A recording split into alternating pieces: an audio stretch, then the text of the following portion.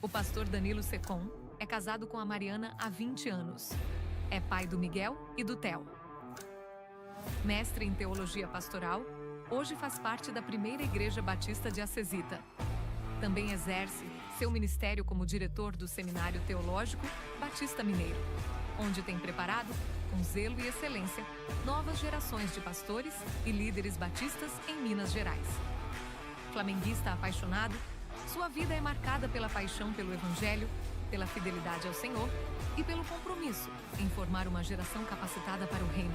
Recebam com muita alegria o pastor Danilo Secom.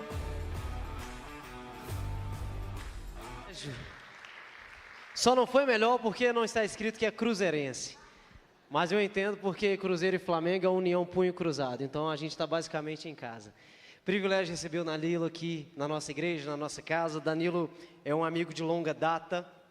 Eu o conheci quando eu mudei para Belo Horizonte para fazer esse seminário e ele, na época, era quem fazia toda a coordenação do nosso curso de teologia.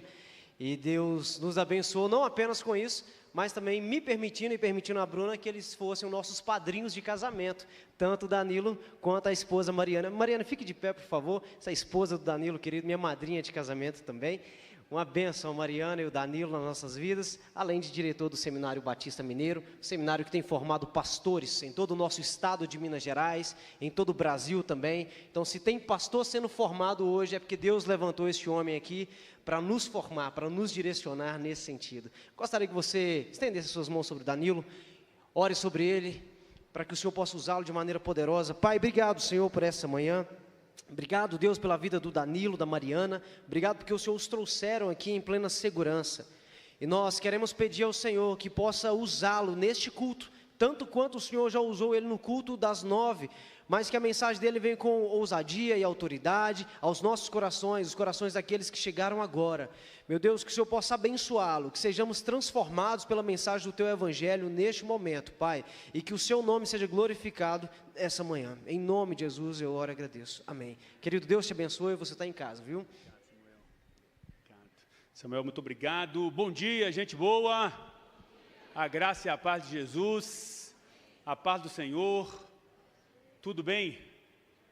Alegria enorme estar aqui com vocês nesta manhã, privilégio compartilhar o Evangelho, agradecer a acolhida dessa igreja, o carinho, a generosidade, agradecer ao Juan, que podia estar descansando, mas está assistindo o culto, né? Em vez de estar descansando e aproveitando o tempo que ele tem, o merecido. Ontem de madrugada ele mandou uma mensagem querendo saber se estava tudo bem, tudo ok. Então, acho que esse negócio de sabático é balela pura, está com o coração mais aqui do que sempre. Então, uma alegria poder estar aqui, de verdade, acompanhado da Mariana. E eu quero, nesse momento, pedir a sua atenção para os minutos que nós passaremos aqui. Eu sempre costumo dizer que quando a gente assume essa posição, nós estamos pisando no sagrado do seu coração. Compartilhar o Evangelho é sempre uma responsabilidade enorme e quero fazê-lo com temor e com tremor. Nós, como igreja, estamos vivendo uma série de mensagens diante de uma pergunta. Tem norteado as conversas aqui e a pergunta que a gente tem tentado responder é: o que a igreja faz? Para que serve a igreja? Qual que é a função da igreja?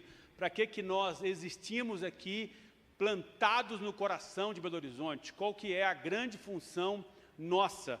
E hoje nós vamos tentar responder da seguinte maneira: a igreja faz, a igreja ela capacita os comprometidos, ela prepara, ela ferramenta, ela instrumentaliza aqueles que dizem: eis-me aqui, Senhor, usa-me, porque eu estou disponível, eu estou pronto para ser usado por Ti. E quando eu estava pensando a respeito disso, quando me veio esse tema a fim de que eu compartilhasse, eu me lembrei do ano de 2019, quando aqui morava em Belo Horizonte, e chegando ali perto do dia 8 de dezembro, quando acontece anualmente a Volta Internacional da Pampulha, eu falei assim: eu vou correr. Né? E aí eu já tinha feito a volta no ano passado, em 2018, e em 2019 eu não estava preparado, eu não estava treinando, eu não estava condicionado para aquilo, eu estava, como os irmãos podem ver, ligeiramente, absurdamente acima do peso, mas eu resolvi que por causa de uma mentira que eu contava para mim mesmo, que eu seria capaz de fazer aquilo. Então, imbuído de vontade, desejo, contaminado por aqueles que estavam postando lá, pegando kit, se preparando, eu me dispus a fazer a volta da Pampulha novamente. E aí fui lá, com a cara e com a coragem, cheio de vontade de poder realizar aquela volta maravilhosa, é sempre muito legal. Se você nunca fez uma corrida de rua, preste atenção numa coisa, não faça. Não faça, porque uma vez que você fizer, você vai acabar gostando desse negócio. E aí o ambiente é muito legal, a Pampulha é bacana demais, aquele monte de gente. Confesso que chega a ser emocionante correr com aquele monte de gente. Tem gente com deficiência física, tem um grupo muito legal que tem no Brasil todo, que chama Pernas de Aluguel. Perna de aluguel, o ponto falou aqui, que você corre empurrando uma cadeira de roda, então é muito emocionante mesmo, e lá fui eu, né, sem treinar, sem nada, confiante na tal da memória gordural, né, que no meu caso não era memória muscular. E aí fui, me coloquei lá, largada, aquele povo todo, aquela alegria, e fui correndo, e aí quando chegou no 11º quilômetro, eu pensei, o que você está fazendo aqui? Onde você estava com a cabeça de que você estava capacitado para fazer tal desafio? Você até queria fazer, você até queria gastar esse dinheiro que você gastou para no final pegar um copo de água, uma banana e uma medalha, porque correr na rua é isso, viu gente? A gente paga para correr na rua pública, pegar uns copos de água, uma banana e uma medalha no final e ficar com aquele sentimento de que eu consegui. E aí fui ali, só que eu não parei, porque não é porque eu estava pronto, não, porque eu sou orgulhoso mesmo, viu gente? E aí eu não parei, eu fui até o final. É verdade que eu não andei durante 5 dias depois, né? A Mariana teve que carregar aquele homem de mais de 100 quilos do final até o carro, mas eu fui até o final. Mas fato é que, embora eu quisesse, embora eu desejasse aquele negócio, eu não estava capacitado, eu não estava preparado para tal. E muitas vezes nós somos assim também, pensando na igreja. Nós temos uma vontade, nós temos um sonho, nós temos um projeto, nós temos um desejo pessoal, mas nós não aproveitamos as muitas oportunidades que a vida, que a igreja, que Jesus nos dá para crescer e estarmos preparados para enfrentar. Glória a Deus que aqui nesse lugar, aqui na nossa igreja, você desfruta de diversas oportunidades a fim de que você possa crescer. E essa é a proposição que eu quero fazer aqui. Porque se por um lado nós temos aqueles que não sabem o que fazer, que não sabem onde podem ser úteis, onde podem servir, por outro lado, nós temos aquele que nunca se sente preparado para tal, que sempre está se desculpando no desejo de fazer mais um curso, mais uma especialização, mais uma jornada teológica, enquanto eu não fizer seminário. E olha que eu gostaria que todos fizessem de verdade, mas a pessoa se esconde, usa essa bengala, usa essa máscara para não servir diante dos desafios que tem. E se tem um negócio que eu tenho para te dizer aqui, dessa altura de 20 anos enquanto pastor, presta atenção, você nunca estará preparado para fazer a obra de Deus. Você nunca estará preparado para servir a Deus. Por quê? Porque a obra de Deus é algo muito maior do que nós. Porque o reino de Deus vai muito além das suas forças. Porque nós estamos falando da eternidade, nós estamos falando de tirar almas do inferno. Nós estamos tratando de algo que vai além daquilo que a nossa capacidade intelectual, nossa capacidade física é capaz de fazer. E quando eu falo de estar preparado, logicamente eu não falo de ser perfeito. Até porque Deus não espera que você seja perfeito. Deus sabe quem você é. Deus sabe que você não é essa boa pessoa que parece ser. Deus sabe que por trás desse sorriso bonito, dessa roupa de ver Deus que você pôs hoje, que hoje é dia de roupa de ver Deus, não é verdade? Domingo a gente põe a roupa de ver Deus. Existe um ser que luta aí a fim de te levar para o mal. Eu não falo de, e aí voltando, né, a analogia que eu fiz da corrida, quando eu falei de não estar preparado para completar, não era nem para poder bater meu tempo, fazer meu recorde pessoal, correr com a elite, não era esse meu objetivo. Eu só não queria acabar morto, como eu acabei, entende? Estar preparado é dizer, Senhor, me dê as oportunidades, que eu aproveite, que eu cresça, que eu amadureça. Até porque o berço do preparo é a igreja de Jesus. O lugar onde nós nos preparamos para encontrar, para lidar, para viver no cotidiano, é nesse contexto. Então seja muito bem-vindo, porque o que a igreja faz? Ela te capacita, ela te prepara, ela te ferramenta. E aí eu quero te convidar então a abrir a sua Bíblia no livro de Efésios, no capítulo 4.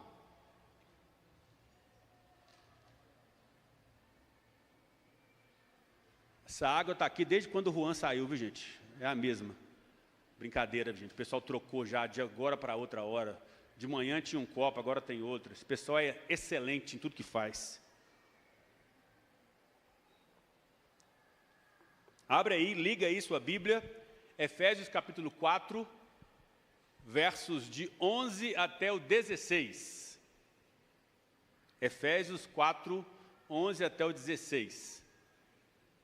Eu vou ler na versão que está ali no telão, a partir de agora, NVI, Efésios 4, 11 a 16. Diz assim: Ele designou alguns para apóstolos, outros para profetas, outros para evangelistas e outros para pastores e mestres, com o fim de preparar os santos para a obra do ministério, para que o corpo de Cristo seja edificado, até que todos alcancemos a unidade da fé e do conhecimento do Filho de Deus, e cheguemos à maturidade, atingindo a medida da plenitude de Cristo. O propósito é que não sejamos mais como crianças, levados de um lado para o outro pelas ondas, nem jogados para cá e para lá por todo o vento de doutrina e pela astúcia e esperteza de homens que induzem ao erro. Antes, seguindo a verdade em amor, cresçamos em tudo naquele que é a cabeça, Cristo. Dele, todo o corpo ajustado e unido pelo auxílio de todas as juntas, cresce e edifica-se a si mesmo em amor, na medida em que cada parte realiza a sua função. Vamos orar? Pai, fala conosco, que a Tua palavra, com poder e graça, alcance a todos e a cada um de nós nesta manhã. Que por misericórdia e graça nós sejamos levados ao entendimento do recado que o Senhor tem para todos e para cada um de nós. Em nome de Jesus, que com autoridade o Senhor venha sobre esta igreja, nesta manhã, para a glória de Jesus. Amém. O texto que a gente leu faz parte de uma carta paulina. Paulo foi quem escreveu a carta aos Efésios. Éfeso era uma cidade importante, uma cidade portuária, uma cidade onde as pessoas iam e vinham. É uma cidade onde aconteciam muitos negócios, uma cidade que de fato tinha uma relevância para aquele tempo. E a carta de Éfeso, Paulo faz o seguinte: ele prepara um arco do capítulo do 1 a 3, ele fala de doutrina, ele fala de como, ele fala da maneira como as pessoas precisam pensar teoricamente, ele faz uma base, ele trabalha ali a ponto de que as pessoas entendam bem o que ele quer dizer, e no capítulo 4 ele lança essa flecha, ele começa a dizer a maneira prática como eu devo transformar aquilo que eu sei, porque cá para nós sabemos bem o que a gente deve fazer, não é verdade? A gente sabe bem o que deve fazer, mas ele transforma isso na vida, na rua, no chão, na fábrica, na vizinhança, na escola, por onde a gente for. Então ele faz todo esse preparo para que de alguma maneira essa igreja, esse povo seja lançado para a vida. E aí no versículo 11, que é o versículo inicial do trechinho que nós lemos do capítulo 4, Paulo lista os dons que estão concedidos à igreja. E ele fala sobre apóstolos, que nesse caso acredita-se ser os apóstolos mesmo daquele tempo, né? Ele não está falando de enviados, de missionários, ele fala a respeito daqueles que tiveram contato com Jesus direto, do qual ele se inclui, até pela sequência lógica que ele cria, porque ele fala de apóstolos, depois ele fala de profetas, que no caso aqui não são os profetas do Antigo Testamento, os maiores e os menores, mas sim aqueles que denunciam o pecado, aqueles que pregam o evangelho, aqueles que de fato anunciam a salvação e chamam o povo para o concerto. Ele fala de evangelistas, que é aquele que prega até para poste, né? Aquele que tropeçou, prega, aquele que está no ponto de ônibus, prega, está no trabalho, prega. Tem gente que tem esse dom natural, embora, mesmo que você não tenha o dom natural, você tem a responsabilidade de compartilhar o evangelho. E ele, por fim, fala de pastores e mestres.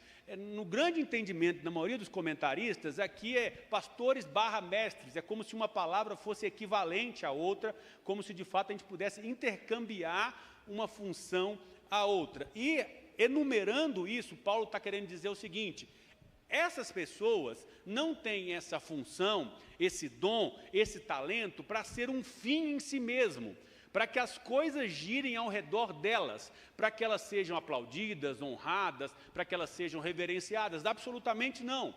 Paulo está dizendo que Deus deu essas pessoas, Deus colocou essas pessoas que têm funções essenciais no corpo de Cristo para fazer tudo aquilo que ele vai narrar depois, para elencar depois o que esses pastores, mestres, aqueles que ensinam, porque você há de convir comigo que a gente não precisa de nenhuma expertise para entender que esses dons que ele está falando aqui são dons de ensino, são dons de orientação, são dons da palavra, são dons para pessoas que estão ali prontos para ensinar. E isso era algo muito importante, assim como é para a gente. Éfeso era uma cidade marcada por várias filosofias, ideologias. Ali existia o templo de Artemis, ou Artemis, como você preferir, onde haveria uma reverência em torno daquela deusa. E era marcado por vai e volta, gente viajante de todo lado, mestres que rodavam ensinando diversas coisas, estavam sempre presentes ali. Gente com novas verdades queriam contaminar a igreja. E Paulo, escrevendo da prisão, porque eu sei que você já sabe, mas vale a pena lembrar, Paulo estava preso quando escreve a carta de Éfeso. Paulo estava acorrentado, Paulo estava usando do seu dom ali, preso naquela situação, para pastorear aquelas igrejas através dessas cartas. E ele lembra a eles a necessidade de se manterem firmes, de se manterem comprometidos, de preparar aquela igreja para caminhar junto. É por isso que Paulo, então, lembra, Paulo chama a atenção, Paulo traz à tona, Paulo tira aquela poeira que às vezes fica na vida da gente, a fim de que nós, como igreja, precisamos, de maneira muito clara e direta, capacitar os comprometidos. Porque nós, quando entendemos, quando a gente consegue conceber, onde o compromisso se encontra, se une, se junta ao preparo, logo acontece o que os irmãos estão provando aqui: o crescimento, o amadurecimento, a multiplicação. Por quê? Porque há compromisso por parte de cada um de vocês, sendo unido à possibilidade de preparo. Então Deus protege, Deus amadurece, Deus zela pela sua igreja, justamente por meio desses dons da palavra. Para quê? Para que não aconteça o que a gente vai narrar a partir de agora. É lógico que esses dons do ensino, eles são essenciais. Quando a gente fala do corpo de Cristo, tudo é importante. Tudo é importante. Mas a gente consegue viver sem um pé, não é verdade? Mas ninguém consegue viver sem um rim, sem um coração. O que Paulo está dizendo aqui não é hierarquizando os dons. Ele não está colocando um em dom de importância que o outro. Mas ele está falando assim, os dons de ensino são essenciais. Eu sou casado com uma mulher que adora quebra-cabeça. Eu amo quebra-cabeça, gente. Pensa numa coisa que eu gosto, é de sentar na mesa e ficar ali horas e horas no quebra-cabeça. Combina comigo, não combina? Absolutamente não. Mas a gente entende o valor do tempo, daquela troca ali em volta da mesa. A gente aprende a valorizar o que o outro valoriza. Eu aprendi com ela que naqueles quebra-cabeças maiores, aqueles assim, pequenininhos, 1000 peças, 2000 peças, com aquelas pecinhas que para ver você precisa de lupa, você precisa primeiro pegar as pecinhas do canto, não é verdade? E fazer ali a moldura, porque a partir dali você consegue desenvolvendo a sua caminhada dentro do quebra-cabeça. E geralmente eu gosto de colocar a última peça para dizer assim, eu que fiz. Mas enquanto ela faz 10 peças, eu faço meia. Mas eu estou ali, entendeu? Apoio moral, Pedro. Apoio moral. Sem os dons da palavra, sem os dons do ensino, a igreja perde essa moldura do quebra-cabeça, que sustenta, que ensina, que dá forma, que dá direção, que dá clareza. Então Paulo mostra para a gente que essas duas coisas precisam caminhar unidas. A disposição de servir e a formação espiritual, doutrinária, prática. Um pastor muito relevante aqui na nossa cidade, o pastor Jeremias Pereira, ele diz que a igreja precisa ter 2 agendas inegociáveis. Para fora, evangelização, pregação, anúncio do evangelho, confrontação de pecado. E para dentro, edificação, capacitação, crescimento, amadurecimento. E é por isso, então, que a partir desse momento, a gente começa a observar no texto que a gente leu, uma sequência de apontamentos que nos ajudam a entender como nós podemos nos capacitar. E a primeira é justamente o que está no versículo 12. É a necessidade que a gente tem de preparar os santos. O versículo 12 diz que aqueles homens, lembram? Apóstolos, profetas, mestres, evangelistas, existem para tornar você um crente assim, internacional. Tornar você um crente substância. Tornar você uma mulher de Deus. Um homem de Deus. Um homem capacitado, pronto, preparado. E é importante dizer, é importante lembrar que de acordo com a Bíblia, essa preparação, ela vem de Deus. Essa palavra que é usada aqui, preparo, ela dá uma ideia justamente de equipar, de se ajustar, de se ferramentar para a batalha, de vestir uma armadura para encarar a vida. E tem um detalhe interessante, porque essa palavra tem usos diferentes naquela cultura. Então, quando Paulo diz assim, com o fim de preparar os santos, aquele povo que estava lendo, e logo agora nós também, leem da seguinte maneira, preparar como? Na medicina, era a ideia de ajustar um osso. É colocar um osso que está fora do lugar, no lugar, realinhar. É como se fosse aquele seu amigo que de repente tem o ombro fora do lugar, e você vai lá e puxa o ombro e ele entra. Eu tenho um amigo que, de vez em quando, a gente estava brincando de alguma coisa, encostava nele, ele, opa, meu ombro saiu, puxa aqui, puxava e ele voltava na mesma hora. Então, a ideia do ajuste aqui é essa ideia. Já na pesca, e pescar era algo muito comum para aquela cultura, né? O povo vivia da pesca, o povo tinha muito da profissão de pescador, era consertar as redes, era ajustar as redes. E também na política, que é essa ideia de reorganizar uma cidade em caos, uma cidade em crise. Então, capacitar, estar preparado, é muito além, embora você deva participar, de treinamentos. É muito além do que fazer uma escola, treinar. É, na verdade, restaurar, alinhar, é colocar em ordem aquilo que foi quebrado. Se tem uma verdade que você, enquanto cristão, que está aqui me ouvindo nesta manhã, que está na internet acompanhando a gente, precisa ter no coração, é que Deus te fez com um propósito. Deus te fez com um plano. E você, quando está aí desanimado, triste, sem razão para cantar uma nova canção, é porque muitas vezes você está fora desse propósito. Você precisa ser preparado, ajustado, moldado. É o que o texto diz. Naquele tempo, no mundo greco-romano, as pessoas que não eram preparadas, que não tinham diplomas, que não tinham patentes, estrelas, reconhecimento, elas não eram consideradas cidadãs, elas não tinham lugar de fala, elas não tinham oportunidade.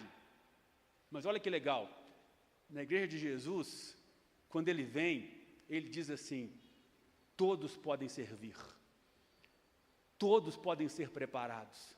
Você já observou que a igreja de Jesus é o único lugar onde numa sala de EBD, um analfabeto dá aula para um doutor? Na igreja de Jesus é o único lugar onde numa célula, o líder sequer passou do ensino médio, e o liderado às vezes é o CEO de uma grande empresa, porque a cruz coloca a gente no mesmo lugar. Todos podemos ser preparados. Então, meu irmão, esse é o convite.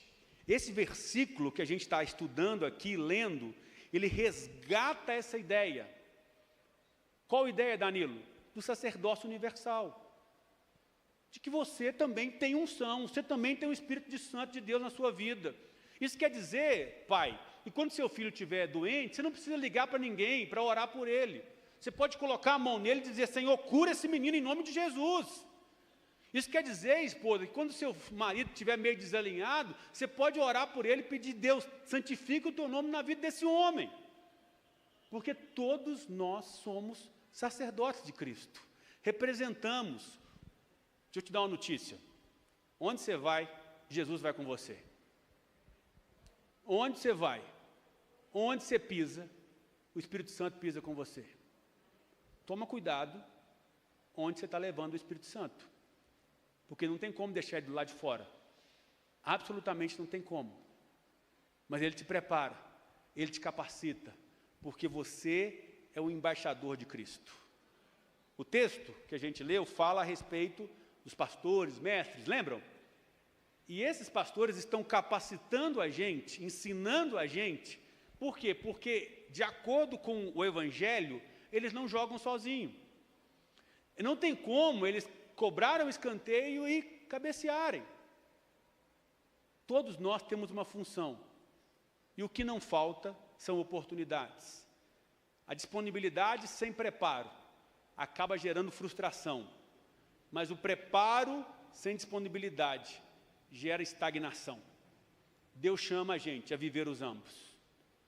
Segunda coisa que eu aprendo nesse texto está no versículo 13, que nos convida à maturidade. Se tem um negócio que é certo, Samuel, para o cristão, e precisa existir no nosso coração, é o desejo de crescer. Meu irmão, minha irmã, nós não podemos ser eternamente crianças no que diz respeito à nossa maturidade espiritual. Nós precisamos desejar, querer muito, crescer em Cristo Jesus. A gente não pode ficar satisfeito o tempo inteiro com um leitinho espiritual. Não, não. Nós precisamos querer amadurecer. Nós precisamos tirar da gente essa pirraça, esse mimimi, essa coisa que muitas vezes faz com que a igreja fique parada para poder cuidar de você, que já é um crente velho. É um crente velho, mas não amadureceu. Precisa arder no nosso coração o desejo da maturidade. Olha o que diz o versículo 13. Até que alguns, é o que diz isso? Até que todos. Então sou eu e você também.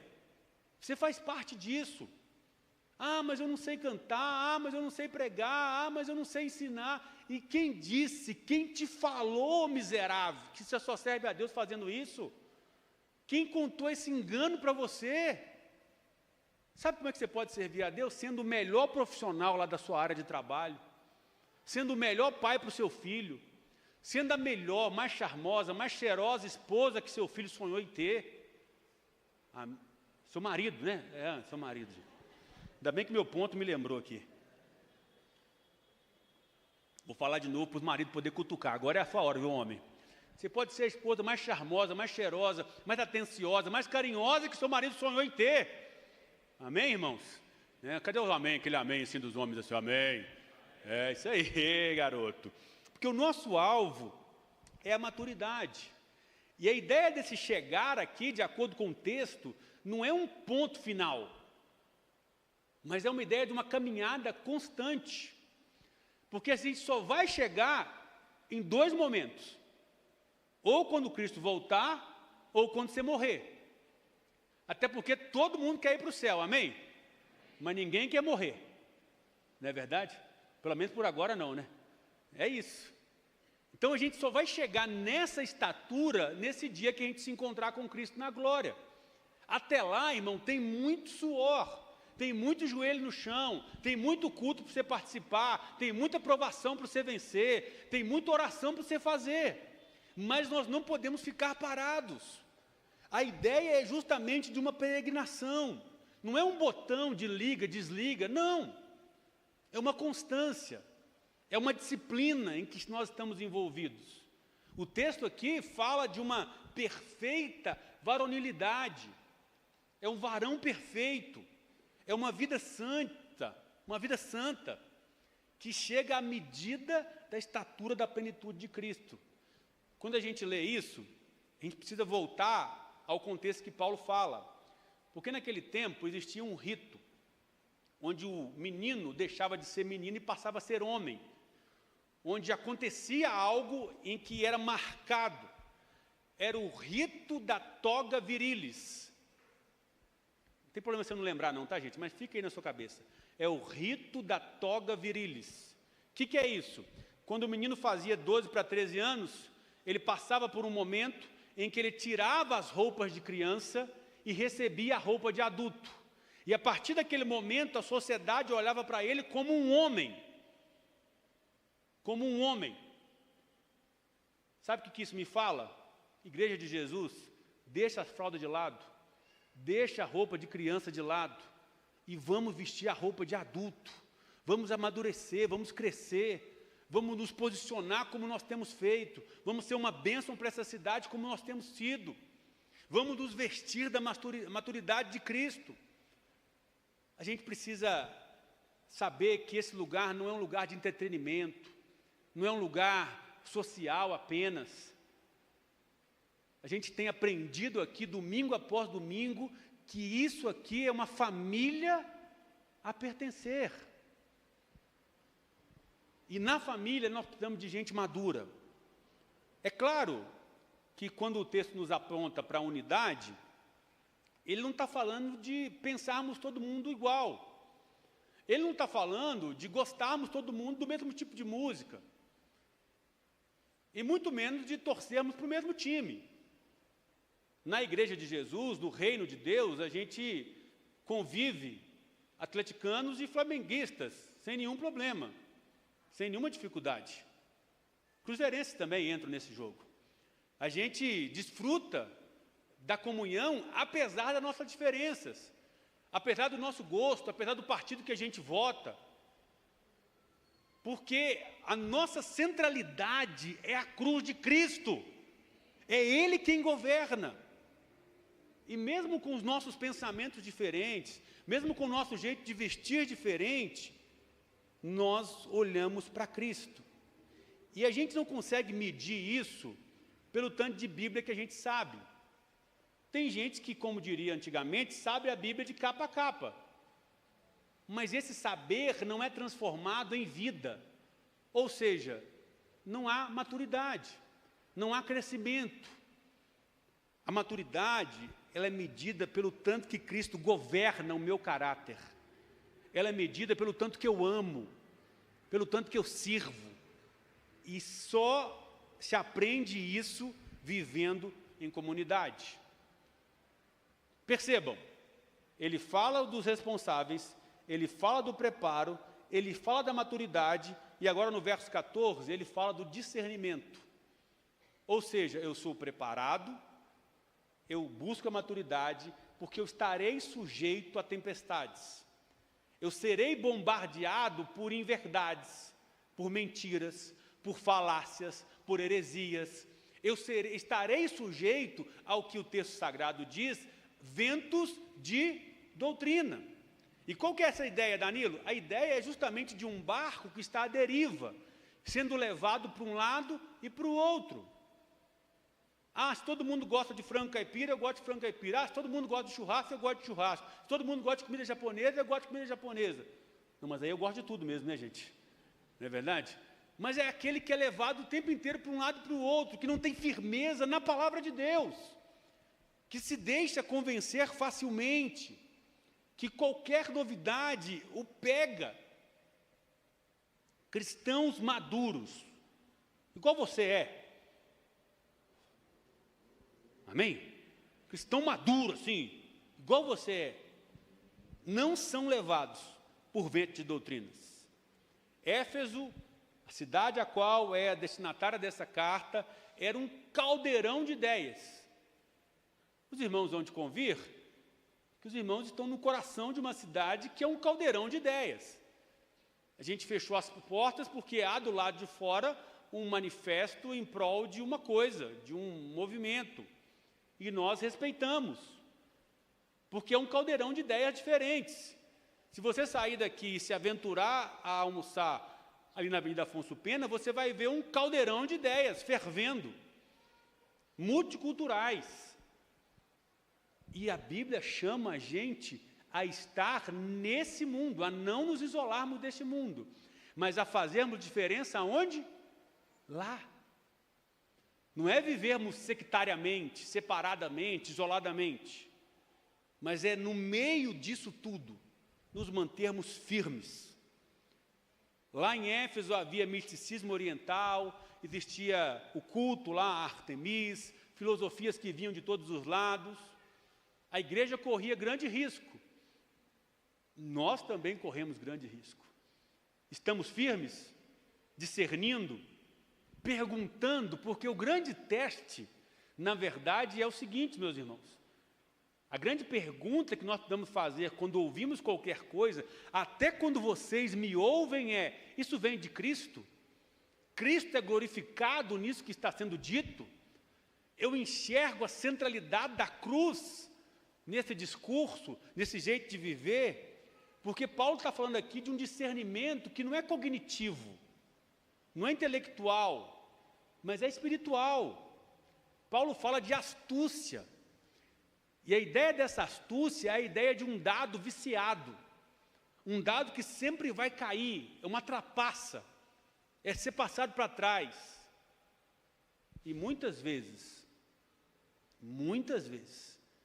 as heresias que chegam dentro das nossas igrejas, vêm travestidas, vêm maquiadas, parecendo algo inocente, parecendo algo que encanta, mas ela vem para destruir. Hoje, as coisas não são diferentes. Nós também temos ventos de doutrina. Nós temos várias coisas que assolam. Teologia da prosperidade, teologia humanista, coaching. Se você é coach, faz um bom trabalho sério, Deus abençoe. Eu estou falando da teologia, de transformar isso em pregação, em colocar o homem como centro. É o culto que serve apenas para agradar as pessoas. Nós louvamos a Deus porque a partir daquilo que a gente vê, ouve aqui, isso nem chega perto, porque nós estamos blindados pelo Santo Espírito de Deus e pela palavra dEle. Por isso que nós enfatizamos esse ensino, porque igrejas que não enfatizam a palavra de Deus ficam abertas, suscetíveis à penetração do erro religioso. E aí o caminho de Deus, então, para que a gente possa ser blindado contra o erro, é dar a ela pessoas, homens, que façam apologia, defendam, creiam na verdade que é a palavra de Deus. Porque se tem uma coisa que a PIB-BH não nega, é que a Bíblia é a palavra de Deus. E ela é suficiente, ela é inefável. Ela é o alimento de Deus, dos céus para nós. O W. Isby, ele vai dizer que os cristãos imaturos são como crianças que chegam num parque de diversão e ficam perdidos, olhando, buscando um brinquedo novo o tempo inteiro, correndo de um lado para o outro. Já os cristãos maduros conhecem a verdade e se mantêm firmes. E os versos 14 e 15 falam a respeito do que acontece depois desse processo. Só para lembrar, Deus dá à igreja homens preparados para que eles gerem preparo, a fim de que eles tenham maturidade, para que eles tenham discernimento com o propósito do crescimento. O objetivo, o desejo de Deus é que a gente cresça. Cresça em número, porque nós não temos medo de crescer. Nós não temos medo de termos que fazer 3, 4 cultos novamente. Nós não temos medo de abrir nossa casa para receber nossos vizinhos, de convidar os nossos amigos para participarem das nossas células. Se você não está numa célula ainda, participe. Não fique de fora desse movimento abençoado que Deus está realizando também através dessa igreja. E aí Paulo vem nos versículos 15 e 16 e ele resume, ele faz um compêndio, ele consegue juntar, congruir, unir as ideias numa afirmação só, que ele nos convida a seguir a verdade em amor. Embora seja um neologismo, ela não existe no nosso português, a ideia que ele transmite aqui é a ideia do verdadeando. Não é só acreditar numa verdade, não é só falar a verdade, não é só não mentir, mas é viver a verdade. E a gente bem sabe que a verdade é uma pessoa, Cristo Jesus, nosso Senhor.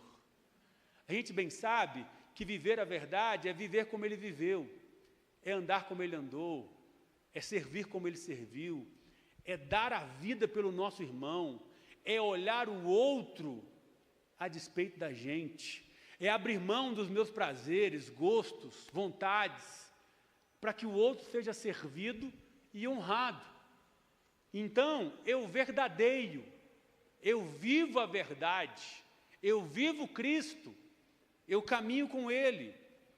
E é interessante que Paulo usa, mais uma vez, essa imagem que muito realmente representa a igreja, que é a ideia do corpo. E ele usa essa imagem dizendo que esse corpo está ajustado pelas juntas. E isso faz uma referência, ecoava os escritos de um médico muito reconhecido no tempo de Paulo, que é um médico chamado Galeno, e era muito famoso naquele tempo. E o Galeno já dizia, naquela época, que se uma junta inflama, o corpo inteiro sofre. Não sei se você sofre do mesmo mal que eu estou com um problema de junta. Junta tudo e joga fora, né? Mas uma tendinite, uma unha encravada. Irmão, você já teve unha encravada? Irmão, quando eu era criança, eu tinha daquelas que dava até couve-flor assim na ponta do dedo. Misericórdia. E os abençoados sempre pisam aonde? Na unha encravada.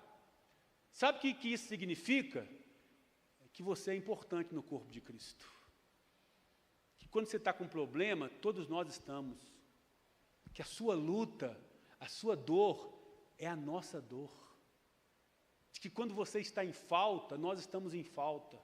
De que o seu pecado particular oculto traz prejuízo para o corpo de Cristo, mas que também há um valor na sua vida. Há em você algo que Cristo quer fazer, que você é útil, e que nós então precisamos estar bem ajustados, transformando aquela antiga canção que nós cantamos vez por outra, totalmente ligados, unidos, vivendo em amor, em uma verdade. Aqui está uma crítica implícita de Paulo a um individualismo religioso, ao crente que diz assim, eu vou viver a minha vida com Deus e pronto, acabou. Eu vou me isolar de todos porque eu sou santo e eu não quero que ninguém atrapalhe a minha santidade. Não existe maturidade cristã isolado. Se você está achando, primeiro que tem capacidade de ser santo sozinho e ser santo isolado, você está completamente enganado. Porque para ser santo nós dependemos da graça de Deus. Sozinho você não vai conseguir nunca. E para ser santo, nós dependemos de estar ligados uns aos outros. Você está ligado a esse santo aí do seu lado. Você está conectado com esse justo aí do seu lado. Você está entranhado com esse salvo que está do seu lado aí. Então a sua vida precisa ser bênção na vida dele. Mas você precisa ser abençoado para abençoar a vida dele também. Membros equipados. Gente que está ali a postos. Guarda. Gente que está na torre de vigília.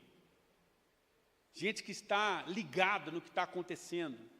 Que não está entretido. Que não está distraído. Gente que é aperfeiçoada a partir das várias oportunidades que a gente tem. E cá para nós, o que não faltam no contexto da nossa igreja é a oportunidade de crescer. Nós temos cultos abençoados, nós temos uma escola bíblica capacitadora, nós temos um PIB College, nós temos retiros, nós temos congressos, nós temos conferências, nós temos um pastor internacional, não é verdade? Então só não cresce quem não quer. Nós temos o melhor seminário do Brasil, não é, Samuel? Não é verdade? Mas tem uma coisa que você precisa saber.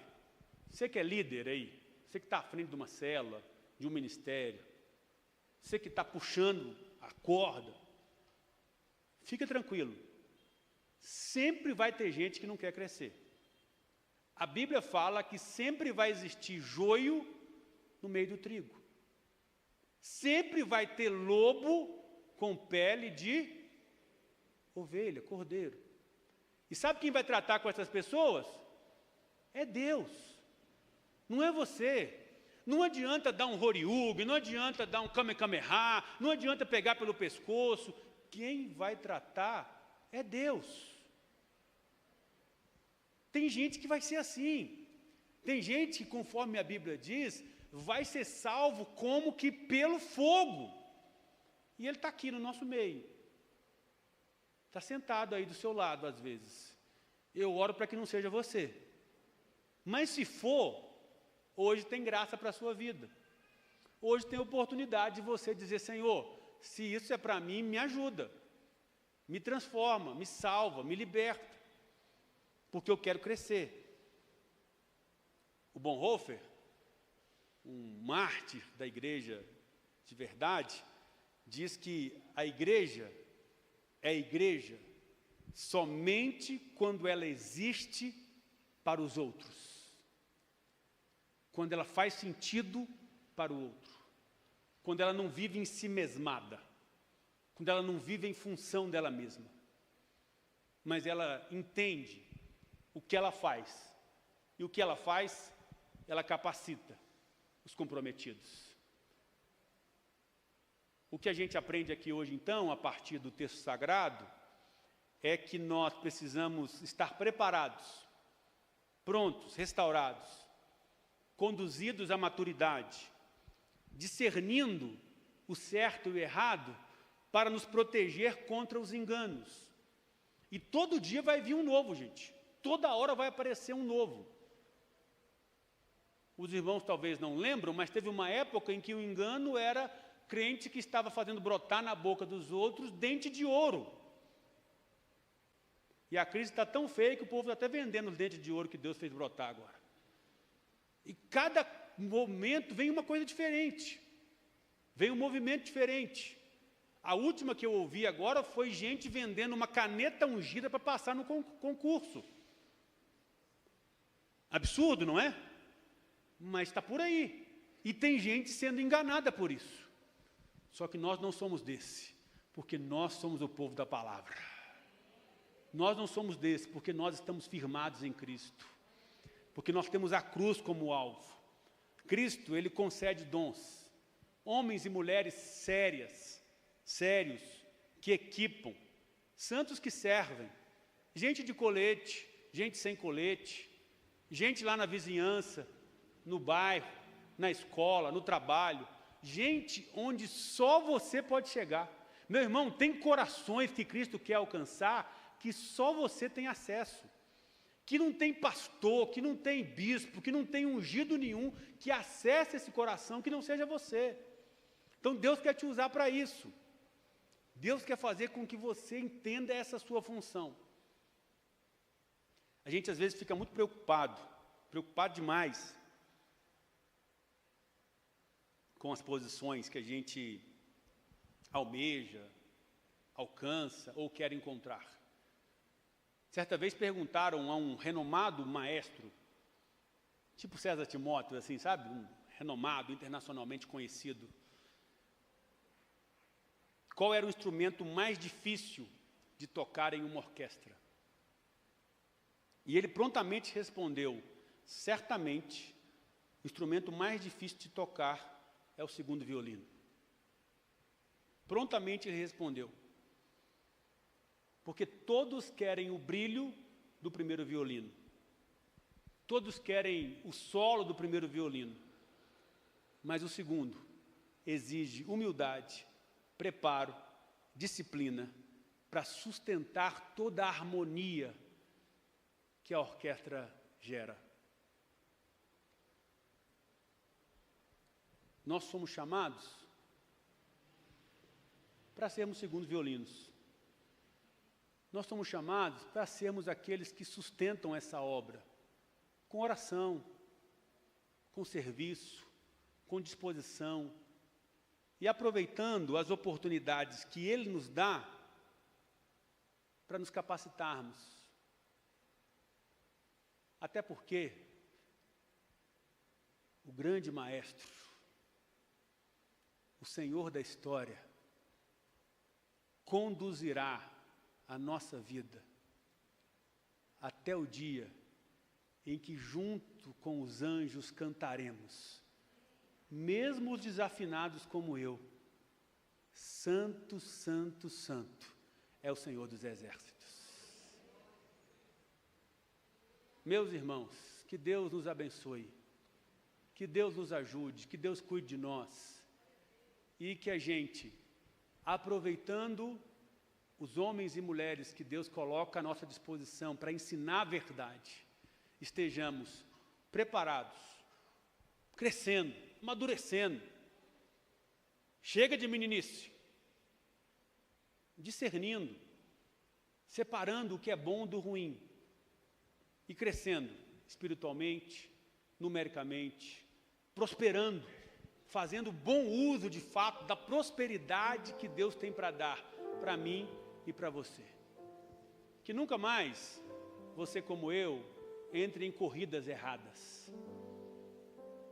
Que nunca mais você entre num lugar despreparado. Eu ainda tenho um sonho de fazer um Ironman, de correr 42 quilômetros, pedalar 180, nadar 3,8 quilômetros.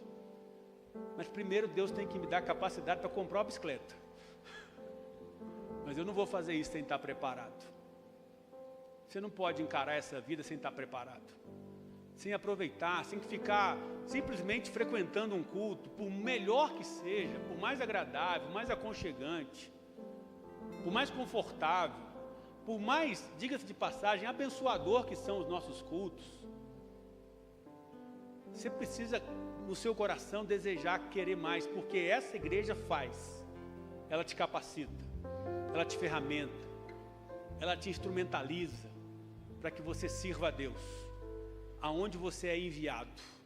Porque se tem uma coisa que a igreja não fica, é presa nas quatro paredes. A gente vai se despedir daqui a pouco, e nós estaremos espalhados por essa cidade.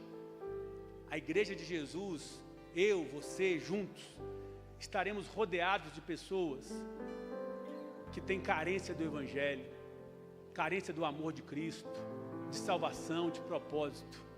E sabe quem pode contar essa boa notícia? Eu e você. Que o Espírito Santo de Deus, que habita em você, vou falar de novo, que o Espírito Santo de Deus que habita em você, olha que milagre, gente, isso é milagre demais da conta. Deus todo Criador habitar em homens limitados como eu e você. Que Ele te capacite, que Ele te ajude, que Ele te dê graça. E que diante dessa ferramenta, dessa unidade, a gente viva o Evangelho para a glória de Jesus. Eu quero ser mais capacitado. Você quer também? Você quer também? Vamos orar? Baixe sua cabeça, feche seus olhos. Vamos falar com o Senhor. Se Deus falou com você de alguma maneira, meu irmão, minha irmã, se de alguma forma essa palavra encontrou algum lugar no seu coração, e você quer dizer: Senhor, eu estou aqui, Deus, eu quero sair da minha comodidade, eu preciso me capacitar mais, eu preciso me dispor mais, eu preciso juntar a minha vontade ao meu desejo, as oportunidades que o Senhor tem para mim. Eu queria te convidar a se colocar de pé. Eu queria te convidar a dizer: Senhor, eu ouvi, eu entendi e eu quero. Se você quer dizer para o Senhor: sim, Deus, essa palavra faz sentido para mim, eu quero ser mais disponível, eu quero começar uma célula na minha casa, eu quero liderar uma célula, eu quero liderar um ministério, eu quero servir na introdução, eu quero servir no estacionamento, eu quero ajudar lá no meu trabalho, eu quero ser um pai melhor, uma mãe melhor, eu quero ser um cristão mais parecido com Jesus. Se essa é a sua resposta, fique de pé. Quero orar por você, quero colocar a sua vida diante de Deus, quero pedir ao Senhor que te abençoe, que te use com poder e graça, pedir ao Senhor que te dê a capacitação que vem do alto. Ore a Deus, coloque a sua vida diante do Senhor, peça a Deus que fale ao seu coração, que zele pela sua vida, que ministre graça, ministre amor sobre você, e que você responda sim para Ele, em nome de Jesus. Nós vamos orar, vamos falar com Deus, vamos colocar a nossa vida diante de Deus nessa hora. Senhor, com os nossos corações abertos nessa manhã, nos apresentamos diante do Senhor, entendendo a Tua grandeza, a Tua fidelidade, e nos colocando, ó Deus, como servos que precisam, ó Deus, ser capacitados.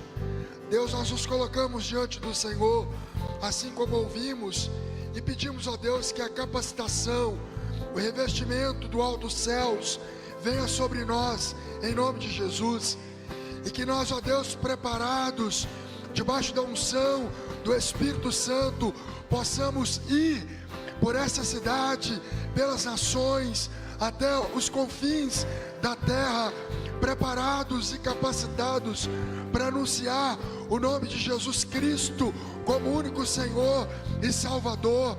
E também, ó Deus, que nós possamos, um contexto onde estamos, sendo na nossa célula, sendo, ó Deus, numa classe de escola bíblica dominical, sendo, ó Deus, servindo em qualquer área da igreja, Senhor, que estejamos capacitados, prontos, preparados, ó Deus, para cumprir com aquilo que o Senhor colocou em nós como missão e propósito, para glorificar o nome do Senhor.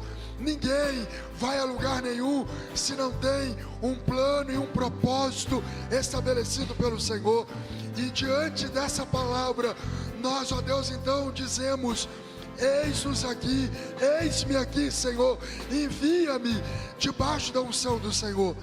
Obrigado, Senhor, pela palavra que o pastor Danilo Secom ministrou nessa manhã, e que assim, ó Pai, imbuídos de um coração ardendo pela missão e pelo propósito, possamos nos dobrar diante do Senhor e entender, ó Pai, que o Senhor, embora seja um Deus tão grande, embora seja um Deus tão poderoso, o Senhor ainda nos usa, e diante da instrumentalidade do Senhor nos colocamos aqui. Pai, obrigado também, porque ouvimos que a cruz de Cristo, a cruz do Senhor, ela nos coloca, ó Deus, no mesmo patamar, ela nos une em amor, para vivermos juntos aquilo que o Senhor tem para nós. Muito obrigado, Senhor, por essa manhã, por essa ministração, pela nossa igreja, pelos nossos pastores, pelos nossos líderes, pelos nossos irmãos, pela nossa família e pela presença do Senhor conosco. Em nome de Jesus. Amém.